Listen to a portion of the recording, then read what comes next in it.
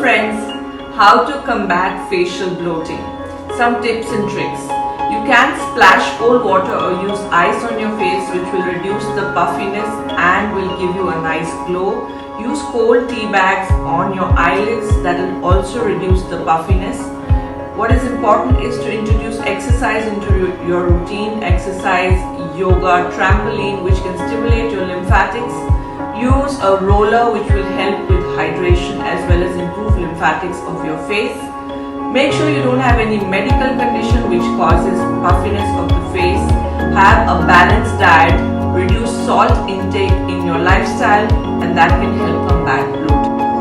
Reduce the intake of alcohol and processed foods. Ensure you're getting about 8 hours of sleep.